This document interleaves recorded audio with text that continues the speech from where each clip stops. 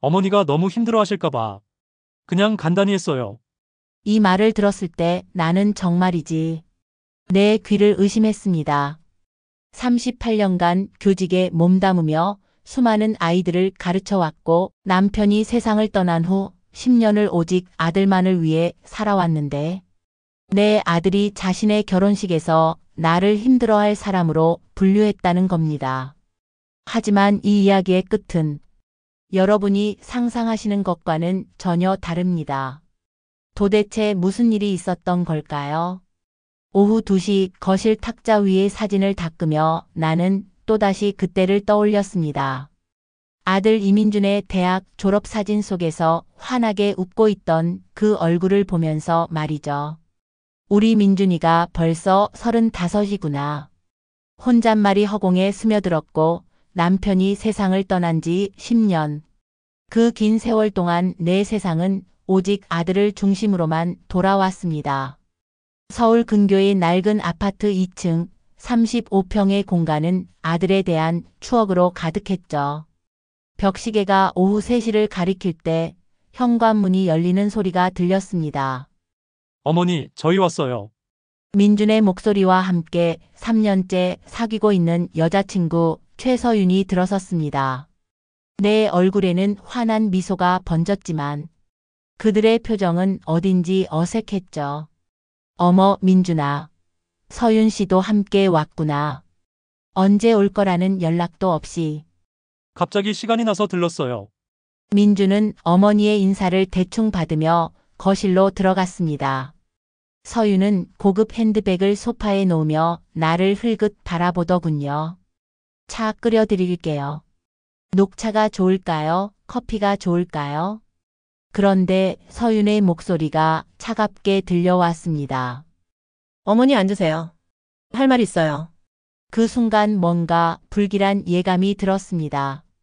찻잔을 들고 거실로 돌아와 소파에 앉았는데 아들과 서윤이 마주보고 앉아있는 모습이 마치 무슨 음모라도 꾸민 것처럼 보였거든요.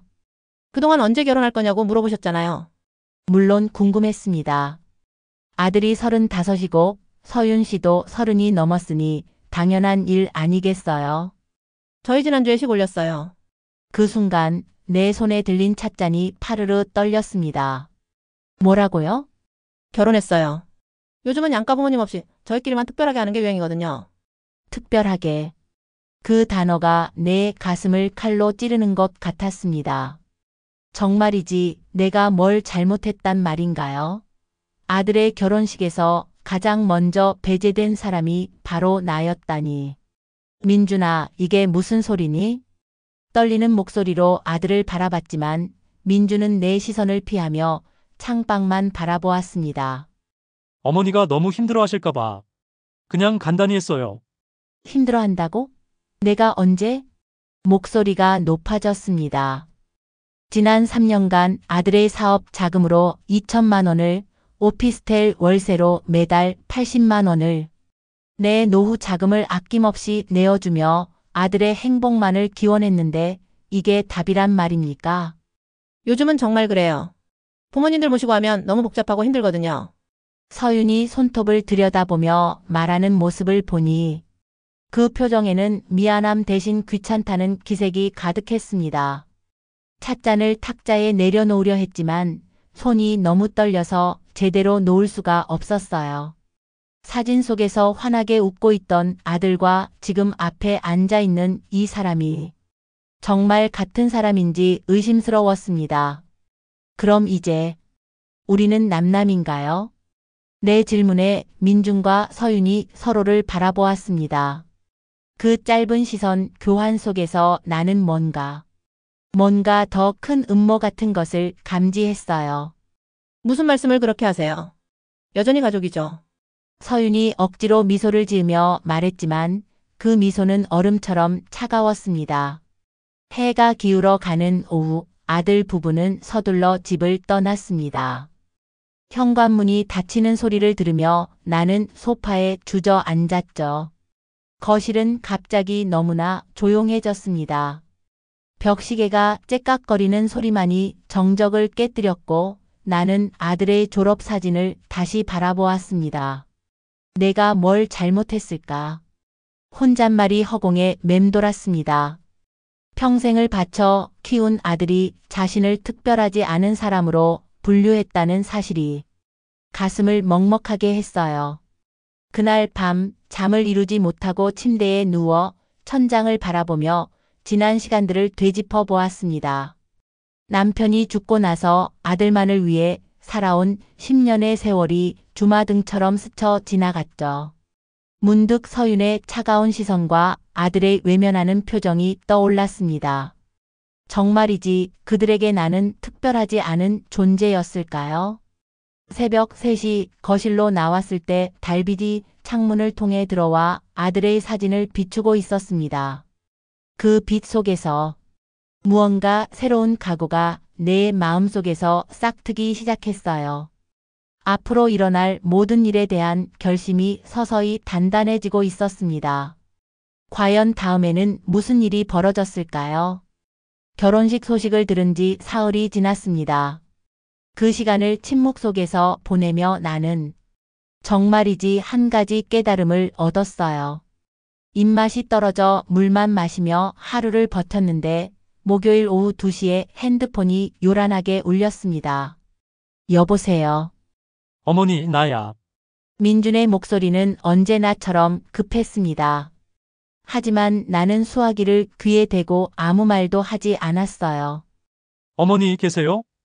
응. 차갑고 짧은 대답이었습니다. 민준이 잠시 당황한 듯 멈칫했죠. 어머니, 정말 좋은 투자처가 생겼어요. 친구가 소개해준 건데 이번 주까지만 돈을 넣으면 3달 후에 2배로 불어난다고. 안 된다. 단호하게 말했습니다. 민준이 놀란 듯 말을 잃었어요. 어머니? 나는 이제 너희의 특별한 사람이 아니잖니. 그러니 더는 도와줄 수 없다. 내 목소리에서 평소의 따뜻함이 사라져 있었습니다. 대신 냉기가 감돌았죠. 어머니, 그게 무슨... 특별하지 않은 사람한테는 특별한 도움도 필요 없겠지. 전화를 끊었습니다. 손이 떨렸지만 이상하게 마음은 후련했어요. 1시간 후 현관 초인종이 계속 울렸습니다. 문을 열지 않았지만 민준이 열쇠로 문을 열고 들어왔죠. 뒤따라 서윤도 들어왔는데 그런데 이상했습니다. 서윤의 뒤에 낯선 남자가 서 있었거든요. 어머니, 민준의 목소리는 다급했습니다. 어머니, 우리 이야기 좀 해요. 거실로 들어오며 말하는 민준을 보면서 나는 부엌에서 나와 그들을 바라보았습니다.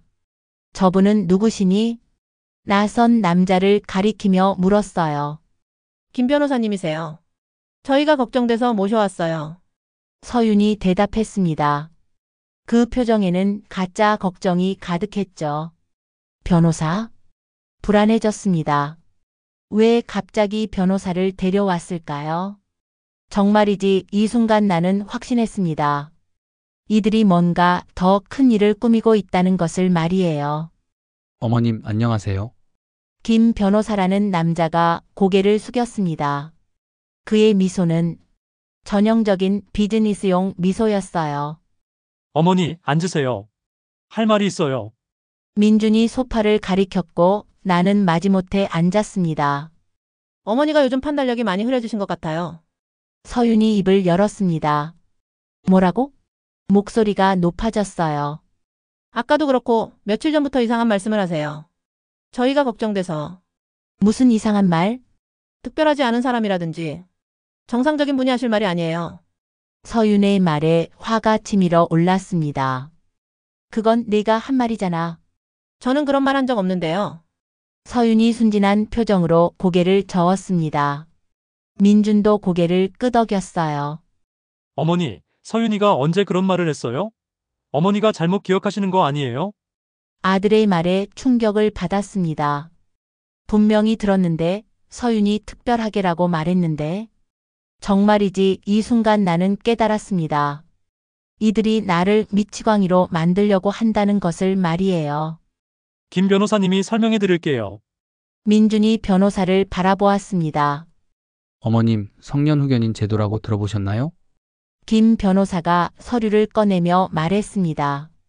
성년후견인? 네. 판단력이 부족한 어르신을 보호하기 위한 제도입니다. 가족이 어르신의 재산을 관리해드리는. 내 판단력이 부족하다고? 벌떡 일어났습니다. 어머니, 진정하세요. 민준이 내 팔을 잡았어요. 진정하라고? 너희가 지금 뭘 하려는 거니? 어머니를 보호하려는 거예요. 서윤이 목소리를 높였습니다. 그 순간 나는 서윤의 눈에서 차가운 계산을 보았어요. 보호? 내 재산을 뺏으려는 거지. 어머님 말씀을 좀 곱게 하세요. 김 변호사가 찬찬하게 말했습니다. 아드님 내외분이 얼마나 어머님을 걱정하는데요? 요즘 독거노인들 중에 판단력이 흐려져서 사기도 많이 당하고, 내가 언제 사기 당했어? 당하기 전에 미리 보호해드리자는 거죠. 김 변호사의 말투는 부드러웠지만 그 속에 협박이 숨어 있었습니다. 아들을 바라보았습니다. 민준의 눈에는 걱정이 아닌 탐욕이 가득했어요. 3년간 받아간 돈이 2,400만 원. 이제 남은 것까지 모두 가져가려는 것 같았습니다. 민준아. 목소리가 떨렸습니다. 엄마가 그렇게 밉니다. 어머니, 무슨 말씀을? 결혼식에도 안 불러놓고 이제는 미친 사람 취급하고. 눈물이 흘러내렸습니다. 하지만 그 눈물은 슬픔보다는 분노에 가까웠어요. 어머니, 저희가 언제 미친 사람이라고 했어요? 그냥 건강하실 때 미리 준비하자는. 좋다. 갑자기 눈물을 닦으며 말했습니다. 좋다고? 뭐가요? 서윤이 놀란 듯 물었어요. 한번 해봐 재판에서. 목소리가 차분해졌습니다. 어머니, 민준이 당황했습니다. 내가 정말 판단력이 없는지 재판에서 확인해 보자. 김 변호사를 바라보았어요. 변호사님, 그렇게 하면 되죠? 김 변호사는 당황한 기색을 보였습니다. 물론 법정에서 판단하는 것이지만, 그럼 신청하세요. 나도 변호사를 선임할 테니까. 내 말에 민준과 서윤이 서로를 바라보았습니다. 어머니, 꼭 그렇게까지 해야 해요? 민준의 목소리에 당황함이 묻어났어요. 당연하지. 내가 미쳤는지 안 미쳤는지는 내가 증명해야지. 그날 밤 집에 혼자 남아 오랫동안 창밖을 바라보았습니다. 아들이 나를 배신했다는 사실이 아직도 믿어지지 않았어요. 하지만 동시에 이상한 각오가 생겼습니다. 평생을 순종적으로 살아온 나였지만 이번만큼은 끝까지 싸워보겠다고 다짐했죠. 네가 원한다면 끝까지 가보자. 작은 독백이 밤 공기에 스며들었습니다. 그런데 사실 나는 이미 예상하고 있었던 것 같아요. 아니, 오히려 유도했다고 보는 게 맞는지 모르겠습니다. 과연 내가 어떤 계획을 세우고 있었을까요? 한 달이 지났습니다. 그 시간을 차분히 준비하며 보냈어요. 아들 부부에게서는 아무 연락이 없었습니다. 3천만 원을 갚겠다던 약속은 온데간데 없었죠. 월요일 오전 김영희 할머니와 함께 법원으로 향했습니다. 정수가 긴장되지. 아니, 오히려 시원해. 목소리는 담담했습니다. 정말이지 이 순간을 얼마나 기다렸는지 모릅니다. 법정에 들어서자 아들 부부가 앞자리에 앉아 있었어요. 민주는 고개를 숙이고 있었고 서윤은 창백한 얼굴로 나를 바라보았습니다. 재판을 시작하겠습니다. 판사가 입을 열었어요. 먼저 민준이 증언석에 섰습니다. 어머니가 최근 이상한 행동을 많이 하셨습니다. 민준의 목소리는 떨렸어요. 구체적으로 어떤 행동입니까? 갑자기 돈을 주겠다고 하셨다가 다시 돌려달라고 하셨습니다. 그리고 국세청에 신고까지. 그 돈은 얼마입니까? 5천만 원입니다. 현재 그 돈은 어디 있습니까? 민준이 말을 잃었습니다. 답변하십시오. 사용했습니다.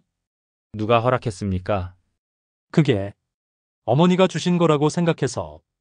판사의 표정이 차가워졌습니다. 이번엔 서윤이 나섰어요. 어머니가 저희한테 화를 내시면서 이상한 말씀을 하세요. 어떤 말씀입니까?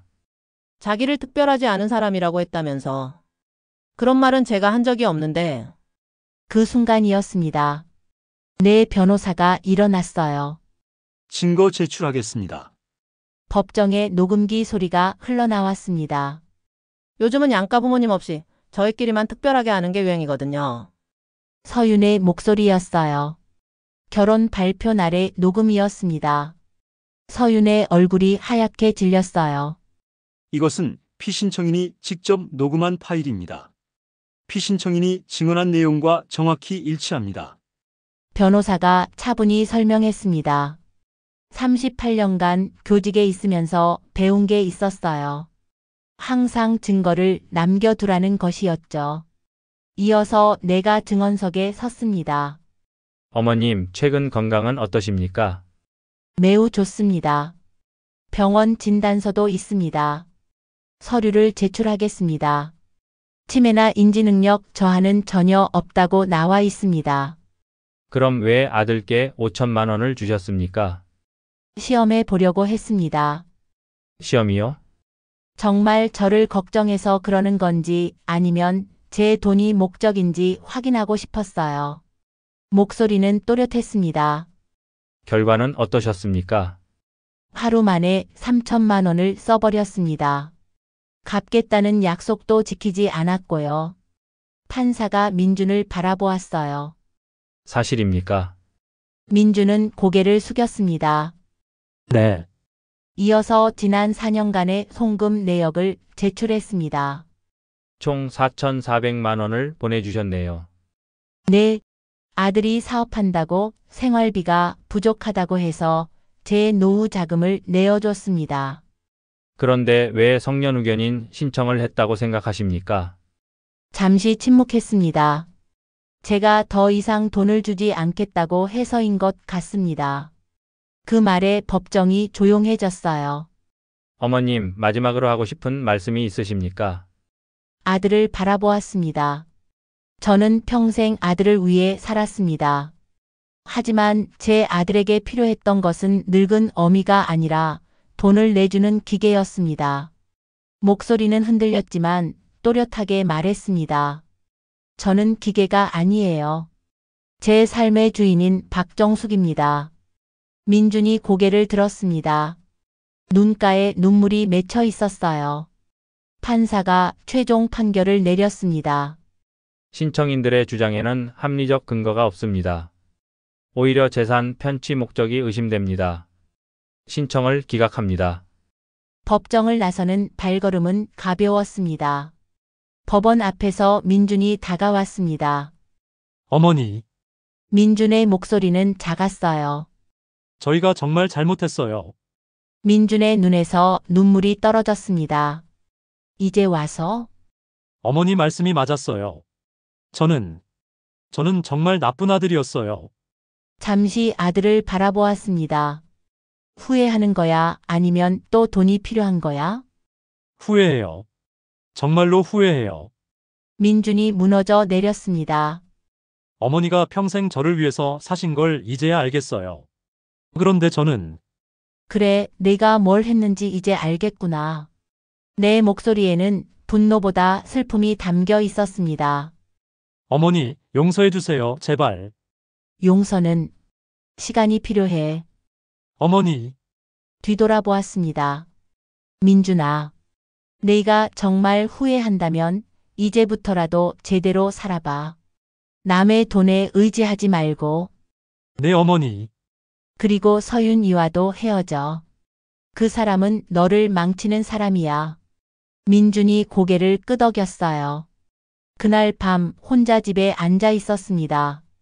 승리했지만 마음은 복잡했어요. 아들을 이긴 것이 정말 승리일까요? 하지만 분명한 것은 있었습니다.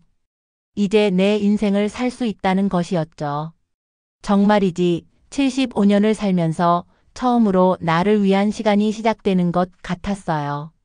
그런데 이 모든 일 후에 정말 놀라운 반전이 기다리고 있었습니다. 아들과의 대결을 선언한 후 몇일 깊이 생각한 끝에 한 가지 결심을 내렸습니다. 결심이 선 후 바로 은행으로 향했습니다. 통장 정리를 하려고 하는데요. 창구 직원이 친절하게 응대했습니다. 제 명의로 된 계좌가 몇 개나 되는지 확인하고 싶어요. 직원이 컴퓨터를 조회했습니다. 총 5개 계좌가 있으시네요. 메인 계좌 외에 적금 3개 그리고 직원의 표정이 이상해졌습니다. 특별한 계좌가 하나 더 있으시네요. 현재 잔액이 12억 4천만 원입니다. 고개를 끄덕였습니다. 38년 전 첫 월급을 받았을 때부터 시작한 비밀 저축이었어요. 매달 조금씩 아들 몰래 모은 돈이 투자와 복리로 불어난 것이었죠. 정말이지 이 순간을 얼마나 기다렸는지 모릅니다. 이 계좌에서 5천만 원을 현금으로 인출하고 싶어요. 5천만 원을 현금으로요? 직원이 놀랐지만 나는 담담했습니다. 오후 2시 가방에 현금 5천만 원을 넣고 집으로 돌아왔어요. 현관을 열자 아들 부부가 기다리고 있었습니다. 어머니, 어디 다녀오셨어요? 민준이 물었어요. 은행 좀 갔다 왔어. 서윤이 내 가방을 힐끗 보았습니다. 평소보다 무거워 보였겠죠. 앉아요. 할 말이 있어. 소파에 앉았습니다. 민준아, 엄마가 너한테 돈을 얼마나 줬는지 계산해 봤어. 4년간 총 4,400만 원이야. 서윤이 눈을 반짝였어요. 그래서 이제 정말 돈이 없어. 하지만 마지막으로 이것만 줄게. 그리고는 가방을 열었어요. 가방에서 두툼한 현금 뭉치들이 나오자 아들 부부의 눈이 커졌습니다. 5천만 원이야. 어머니, 이런 큰 돈을 어떻게? 민준이 흥분했습니다. 엄마가 평생 몰래 모은 돈이야. 어제 너희들 말을 듣고 보니 정말 내가 분별력이 없는 것 같더라. 아들 부부가 서로 눈빛을 교환했어요. 그래서 이 돈을 너희한테 맡기려고 해. 대신 조건이 있어. 무슨 조건이요? 이 돈을 받으면 앞으로 엄마한테는 절대 돈 달라고 하지 마. 그리고 성년후견인 이야기도 다시는 하지 마. 당연하죠. 좋아, 그럼 이제 이 돈은 너희 것이야. 현금을 테이블로 밀어주었어요. 어머니 정말 고마워요. 이제 진짜 가족이 된 것 같아요. 서윤이 내 손을 잡았습니다. 아들 부부는 현금을 챙겨서 황급히 나갔어요. 마치 내 마음이 바뀔까봐 걱정하는 것 같았습니다. 문이 닫히자 내 표정이 차갑게 변했어요. 핸드폰을 꺼내 전화를 걸었습니다. 여보세요, 김 형사님이세요? 제자를 이런 일로 찾게 되네요. 정말이지 38년간 교직에 있으면서 쌓인 인맥이 이럴 때 유용했습니다. 다음 날 아침 또 다른 전화를 걸었어요. 여보세요, 국세청이죠? 탈세 신고를 하려고 하는데요. 제 아들이 거액의 현금을 받았는데 증여세를 안 내려고 하는 것 같아요. 오후에 민준에게서 다급한 전화가 왔습니다. 어머니, 큰일 났어요. 국세청에서 연락이 왔어요. 아, 그래? 담담했습니다. 어머니, 이거 어떻게 해야 해요? 글쎄 잘 모르겠는데. 엄마는 분별력이 없는 사람이잖니. 어머니, 너희가 그랬잖니. 엄마가 판단력이 떨어진다고. 그게 아니고요. 그럼 뭐야? 엄마가 멀쩡하다는 거야? 민준이 대답하지 못했어요. 저녁에 아들 부부가 창백한 얼굴로 찾아왔습니다. 어머니 국세청 신고가 어떻게 된 일이에요? 서윤이 물었어요. 아, 그거? 엄마가 했어. 법을 지켜야지. 어머니, 저희가 언제 증여받는다고 했어요? 민준이 억울하다는 표정을 지었습니다. 그럼 그 돈 뭐야? 그냥 잠시 맡아둔 거예요. 그럼 지금 당장 돌려줘. 아들 부부가 얼어붙었어요. 그런데 그 돈 일부는 급해서 서윤이 말을 더듬었습니다. 얼마나 썼는데? 한 3천만 원 정도요. 고개를 끄덕였습니다. 정말이지 예상했던 대로였어요. 사람의 본성이라는 게 하루아침에 바뀌지 않죠. 그럼 나머지 2천만 원이라도 당장 가져와. 그리고 쓴 3천만 원은 어떻게 할 거야? 저희가 갚을게요. 민준이 떨리는 목소리로 말했습니다. 언제? 구체적으로 말해. 한 달 안에. 좋아, 한 달 주겠어. 대신 각서 써. 못 갚으면 이자 10% 붙여서. 서윤이 얼굴을 찌푸렸어요. 어머니 그게 너무 과한 것 아니에요? 과해? 내 돈을 훔쳐간 게 과한 거 아니야? 훔쳐갔다니요. 그럼 뭐야? 내가 준 건 잠시 맡아달라고 한 거였어. 허락도 없이 써버렸으니 도둑질이지. 아들 부부는 할 말이 없었습니다. 그리고 앞으로 내 집에 함부로 들어오지 마. 열쇠도 바꿀 거야. 어머니, 나는 분별력 없는 할망구가 아니야. 너희보다 훨씬 똑똑한 어른이지. 그리고는 자리에서 일어나 말했습니다. 이제 나가 한 달 후에 돈 들고 와. 문이 닫힌 후 다시 핸드폰을 꺼냈어요. 여보세요, 김 형사님? 네, 계획대로 진행되고 있어요. 38년간 아이들을 가르치며 배운 것이 있었습니다. 나쁜 행동에는 반드시 결과가 따른다는 것이었죠. 정말이지 이제 아들 부부도 그것을 배울 때였습니다. 그런데 여러분, 이 모든 일이 사실 더 큰 계획의 일부였다는 걸 아시나요? 2년이 흘렀습니다. 가평에서의 삶에 완전히 적응했어요. 아침마다 뒷산을 산책하고 오후에는 서예 교실에서 붓글씨를 가르쳤습니다.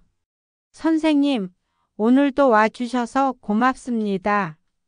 동네 어르신들이 인사를 건넸어요. 천만에요. 저도 즐겁게 하고 있어요. 웃으며 대답했습니다. 70이 넘어 시작한 서예 강사 일이었지만 오히려 학교에서 가르칠 때보다 보람을 느꼈어요. 정말이지 내 인생에서 가장 자유로운 시간이었습니다. 어느 화요일 오후 집에서 책을 읽고 있을 때 초인종이 울렸어요. 인터폰을 보니 낯선 젊은 여자가 서 있었습니다. 누구세요? 안녕하세요, 어머님. 김은주라고 합니다. 문을 열었어요. 민준이. 아니, 이민준 씨의 여자친구입니다. 은주는 정중하게 인사했습니다. 민준이가 보냈어요. 아니요. 혼자 왔어요. 은주가 가방에서 편지를 꺼냈어요. 민준 씨가 어머님께 드리려고 썼는데 계속 못 보내고 있더라고요. 편지를 받아들였습니다. 들어와요. 차라도 한잔 하고 가세요. 거실에 앉은 은주는 조심스럽게 말을 꺼냈어요. 민준 씨 정말 많이 변했어요. 그래요? 네. 처음 만났을 때는 저도 걱정했어요. 하지만 지금은 은주가 잠시 말을 멈췄습니다. 지금은 어떤가요? 정말 성실하고 착한 사람이에요. 매일 일찍 출근해서 늦게 오고 돈도 한 푼 한 푼 아껴 써요. 어머님 이야기도 자주 해요. 얼마나 죄송하다고 어머님께 어떻게 용서를 구할지 모르겠다고. 그래서 당신이 왔군요. 네. 민준 씨는 모르는 일이에요. 제가 혼자 판단해서 온 거예요. 은주의 목소리는 진실했습니다. 그날 밤 편지를 읽었어요. 어머니, 안녕하세요. 편지를 몇 번이나 썼다가 찢었는지 모릅니다. 무슨 말부터 해야 할지 모르겠어요. 저는 지금 작은 회사에서 일을 하고 있습니다. 월급은 많지 않지만 제 힘으로 번 돈이라서 뿌듯합니다. 은주는 1년째 사귀고 있는 좋은 사람입니다. 어머니가 좋아하실 만한 사람이에요. 어머니, 저는 이제야 알았어요. 제가 얼마나 이기적이고 철없는 아들이었는지. 어머니가 평생 저를 위해 희생하신 걸 당연하게 여겼어요. 죄송하다는 말로는 부족하다는 것도 압니다. 그래서 더 잘 살려고 노력하고 있어요. 언젠가 어머니가 자랑스러워할 수 있는 아들이 되고 싶어요. 사랑합니다, 어머니. 편지를 다 읽고 나니 눈가에 눈물이 맺혔어요. 그 다음 날 민준에게 전화를 걸었습니다. 여보세요? 민준의 목소리는 놀라움으로 가득했어요. 민준아, 나야. 어머니, 응. 어머니. 어머니께서 먼저. 은주라는 분이 어제 왔더라. 네. 은주가요? 민준이 당황했어요. 좋은 사람이더라. 어머니. 이번 주말에 시간 있어? 네. 네, 있어요. 그럼 은주 씨랑 함께 놀러와. 정말요? 정말 가도 돼요? 민준의 목소리에 기쁨이 넘쳤습니다. 그래. 밥 먹고 가. 그 주말 민준과 은주가 함께 찾아왔어요. 민준은 많이 달라져 있었습니다. 2년 전보다 훨씬 차분하고 성숙해 보였어요. 어머니, 민준이 정중하게 인사했습니다. 응. 들어와. 담담하게 대답했어요. 어머니, 저. 편지 읽었어. 민준이 고개를 숙였습니다. 미안해요, 어머니. 정말. 이제 그만해. 지난 일이야. 밥 먹자. 식사를 하면서 은주에게 물었습니다. 언제 결혼할 생각이에요? 내년 봄쯤 생각하고 있어요. 민준아, 결혼식에는 나도 부를 거지? 민준이 깜짝 놀랐어요. 당연하죠. 어머니가 주례를 서주셨으면. 주례는 사양할게. 대신 축복은 해줄게. 그 말에 민준의 눈에 눈물이 맺혔어요. 어머니. 고맙습니다. 뭐가 고마워? 당연한 거지. 식사 후 세 사람은 뒷산을 산책했어요. 어머니, 여기 공기가 정말 좋네요. 은주가 감탄했습니다. 그래서 이곳으로 온 거야. 마음도 편하고. 어머니가 행복해 보여서 다행이에요. 민준이 조심스럽게 말했어요. 너도 행복해 보인다. 네. 이제야 진짜 행복이 뭔지 알 것 같아요. 두 사람이 돌아간 후 베란다에 앉아 저녁 노을을 바라보는데 마음이 편안했어요. 아들이 정말 변했다는 것을 느낄 수 있어서일까요? 봄이 되고 민준과 은주의 결혼식이 있었습니다. 이번에는 정말 제대로 된 결혼식이었어요. 양가 부모와 친지들이 모두 참석했죠. 어머님, 아름다우세요. 은주가 나에게 인사했어요. 고마워요. 민준이 잘 부탁해요. 네, 걱정하지 마세요. 식이 끝나고 민준이 다가왔습니다. 어머니, 오늘 와주셔서 정말 고마워요. 당연히 와야지. 내 아들 결혼식인데. 어머니. 행복해라, 민준아. 네. 어머니도 건강하세요. 고개를 끄덕였어요. 1년 후 민준 부부는 첫 아이를 낳았습니다. 어머님, 손자 보러 오세요. 은주가 전화를 걸었어요. 손자? 네. 아들이에요. 어머님 성함을 따서 정민이라고 지었어요. 내 얼굴에 미소가 번졌습니다. 정민이. 좋은 이름이네. 어머님이 지어주신 거나 다름없어요. 병원에서 손자를 본 나는 감회가 남달랐습니다. 작고 빨간 얼굴의 아기가 나를 바라보는 것 같았습니다. 할머니가 왔다. 아기에게 속삭였어요. 예쁘게 자라라. 어느덧 가평에서의 삶도 5년째가 되어갑니다. 민준이 가족은 한 달에 한 번씩 찾아옵니다. 할머니 효도가 뭐예요? 어느 날 정민이가 물었습니다. 잠시 생각했어요. 사랑하는 사람을 행복하게 해주는 거야. 저도 할머니 행복하게 해드릴 수 있어요? 그럼 정민이가 건강하게 자라는 게 할머니가 제일 행복한 일이야. 정민이가 환하게 웃었어요. 그날 저녁 일기를 썼습니다. 오늘 정민이가 효도에 대해 물었다. 예전에 나라면 부모님께 잘하는 것이라고 대답했을 텐데 지금은 생각이 다르다. 진짜 효도는 서로가 행복한 것이 아닐까. 나는 이제 행복하다. 75년을 살면서 이런 평화롭고 행복한 시간이 있을 줄 몰랐다. 힘든 시간도 있었지만 그 시간이 있었기에 지금의 소중함을 더 느낄 수 있는 것 같다. 나의 진짜 봄날은 지금부터다. 창밖으로 봄바람이 불어왔습니다. 펜을 놓고 깊이 숨을 들이마셨어요. 인생은 언제든 다시 시작할 수 있다는 것을, 그리고 진정한 행복은 자신을 사랑할 때 찾아온다는 것을 정말이지 이제야 깨달았습니다. 75년을 살아와서 배운 가장 소중한 교훈이네요.